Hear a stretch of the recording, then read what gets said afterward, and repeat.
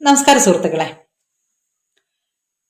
ഒരു മതമോ ജാതിയോ ഒരു ആശയത്തെ പിന്തുടരുന്ന ഒരു ജനസമൂഹമോ ഒക്കെ ഒരു ഇരുണ്ട കാലഘട്ടത്തിലൂടെ ഇങ്ങനെ കടന്നു വന്നിട്ടുണ്ടാവും.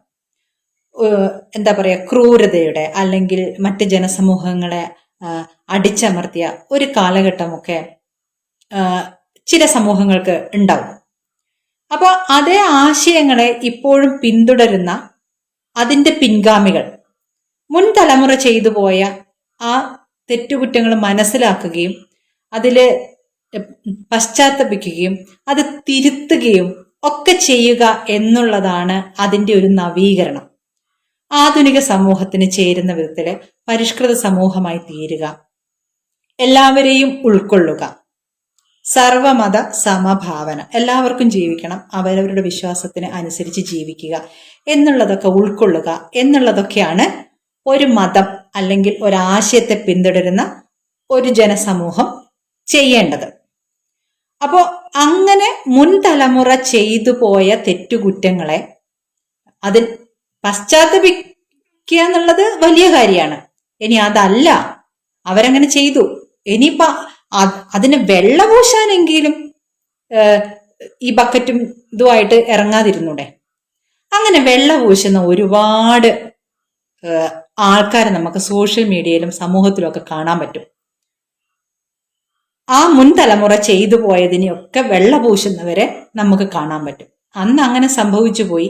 ആ കാലദേശത്തിലെ ആ സംസ്കാരം അങ്ങനെ സംഭവിപ്പിച്ചു, അല്ലെങ്കിൽ ആൾക്കാരുടെ വിശ്വാസങ്ങൾ അങ്ങനെ സംഭവിപ്പിച്ചു എന്നുള്ളത് അല്ലാതെ അതിനെ ന്യായീകരിച്ച് വെളുപ്പിച്ച് അത് ഇന്നത് കൊണ്ടാണ്, അത് മറ്റവരുടെ കുറ്റം കൊണ്ടാണ് എന്ന് പറഞ്ഞുകൊണ്ട് ഇപ്പോഴും അതിൽ മുറുകെ പിടിച്ചിരുന്ന് വൈറ്റ് വാഷ് ചെയ്യുന്നവരെ നമുക്ക് സോഷ്യൽ മീഡിയയിൽ ഇഷ്ടം പോലെ കാണാൻ പറ്റും. അങ്ങനെ വീഡിയോസ് ചെയ്ത് യൂട്യൂബ് ഒക്കെ കരഞ്ഞ് വിളിച്ച് പൈസ ഉണ്ടാക്കുന്നവരെ നമുക്ക് കാണാൻ പറ്റും. അപ്പൊ അങ്ങനെ ചിലര് പറയുന്നത് നമ്മൾ കേട്ടിട്ടുണ്ട്, ഈ ഹിന്ദു സമൂഹത്തിലെ ജാതി വ്യവസ്ഥ കൊണ്ടാണ് ഞങ്ങളൊക്കെ മതം മാറി മറ്റു മതങ്ങളിലേക്ക് പോയത്, നിങ്ങൾ ഞങ്ങളെ ചളിയിൽ ചവിട്ടിത്താഴ്ത്തിയത് കൊണ്ടാണ്, നിങ്ങളെ പൂർവികർ ഞങ്ങളെ അങ്ങനെ ചെയ്തത് കൊണ്ടാണ്, മറ്റേതാണ് മറിച്ചതാണ് എന്നൊക്കെ നമ്മൾ പറയുന്ന കേട്ടിട്ടുണ്ട്. ഇതൊക്കെ കേട്ടപ്പോൾ ഞാൻ വിചാരിച്ചു, ഈ ഹിന്ദുവിൽ മാത്രമേ ഉള്ളൂ ഈ ജാതി വ്യവസ്ഥയും ഈ വ്യത്യാസങ്ങളും ഒക്കെ. മറ്റവര് ഏക ദൈവമാണല്ലോ.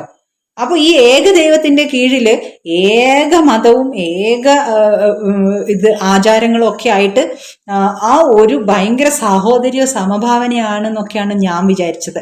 പക്ഷെ ഇപ്പോഴാണ് നമ്മൾ നോക്കുമ്പോൾ മനസ്സിലാവുന്നത്, ഈ യുദ്ധമൊക്കെ വന്നപ്പോ ഉള്ള ഈ ചർച്ചകളിൽ പറയുന്നത് എന്താ വെച്ചാല്, ഷിയകൾക്ക് അധികാരം കിട്ടിയിട്ടുണ്ടെങ്കിൽ സൗദിയിലിരിക്കുന്ന ഈ ഹജ്ജ് ചെയ്യുന്ന സ്ഥലം ഉണ്ടല്ലോ, കാബയൊക്കെ, അതൊക്കെ തകർത്ത് കളയുന്നു, മക്കയൊക്കെ തകർത്ത് കളയും ഷിയകൾക്ക് അധികാരം കിട്ടിയിട്ടുണ്ടെങ്കിൽ എന്നാ പറയുന്നത്.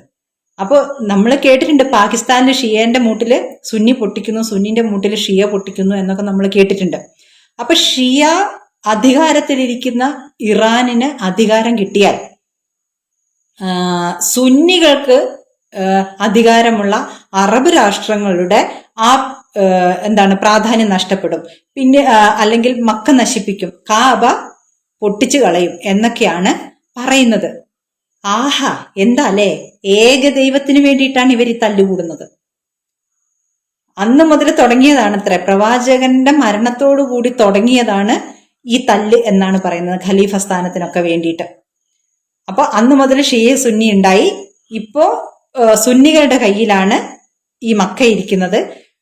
ഷിയകൾക്ക് അധികാരം കിട്ടുന്ന കാലത്ത് അത് പൊട്ടിച്ചു കളയും അല്ലെങ്കിൽ തകർത്ത് കളയും എന്ന് പറയുന്നു. അപ്പോൾ ഇങ്ങനെ എത്രയോ ജാതികളും ഉപജാതികളും തമ്മിൽ കൊല്ലാൻ നടക്കുന്ന ഒരു സമൂഹം തന്നെയാണ് ഇസ്ലാം എന്ന് പറയുന്നത്.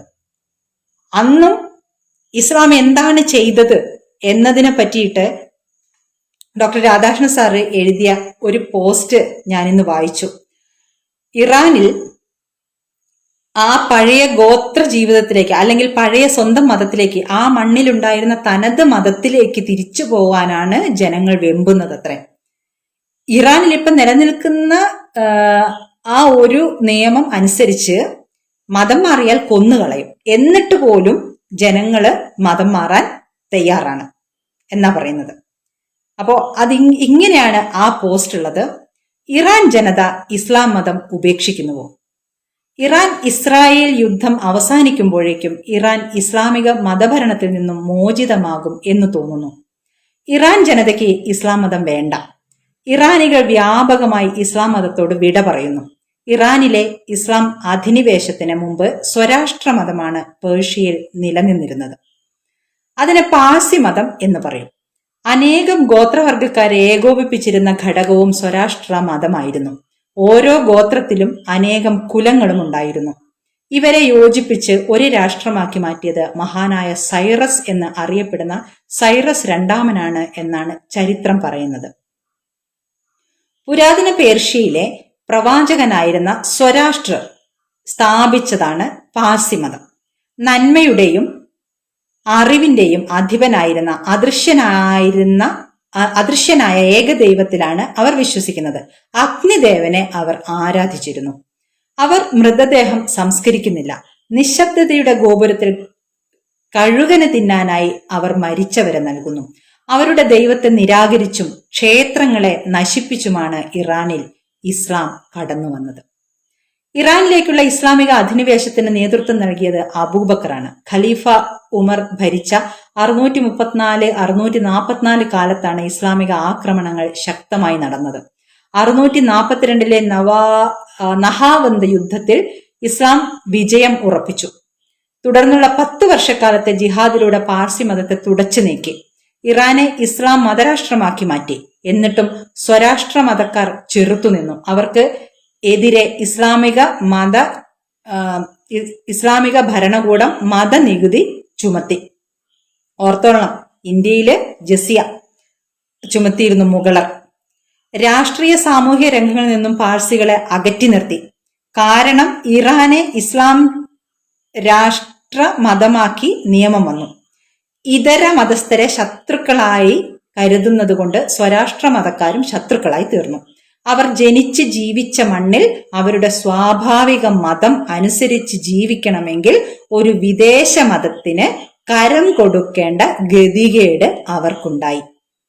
ഇറാന്റെ തനത് ആ മതത്തിന്, ആ മണ്ണിലുണ്ടായിരുന്ന ആ മതത്തിന് ഇവിടെ ഭാരതത്തിൽ നമ്മൾ ഹിന്ദുക്കള് ജസിയ കൊടുത്തതുപോലെ കൊടുക്കേണ്ട ഗതികേട് അവർക്കും ഉണ്ടായി.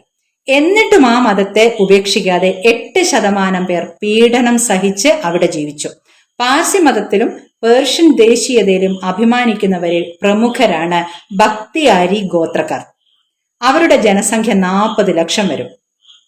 അവരിൽ നിന്നാണ് കൂടുതൽ പേർ ഇസ്ലാം മതം ഉപേക്ഷിക്കുന്നത്.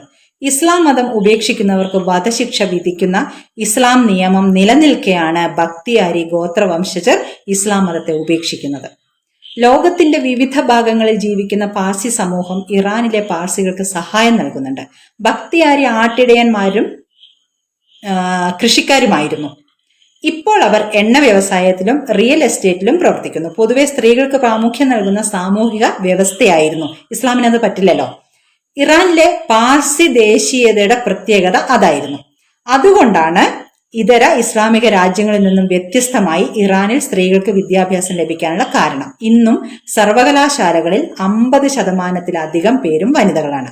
വിദ്യാഭ്യാസം പൂർത്തിയാക്കി വരുന്ന പുതുതലമുറ ഇസ്ലാം മതനിയമങ്ങളോട് വിയോജിക്കുന്നതും ഇസ്ലാം മതത്തെ ഉപേക്ഷിക്കാൻ അവരെ പ്രേരിപ്പിക്കുന്നു.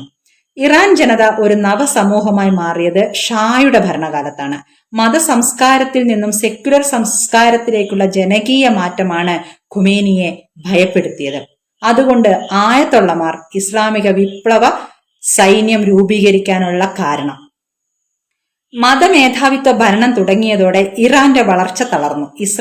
ഇറാൻ യുദ്ധം അവസാനിക്കുമ്പോഴേക്കും ഇറാനിലെ മതഭരണവും അവസാനിക്കുമെന്നാണ് തോന്നുന്നത്.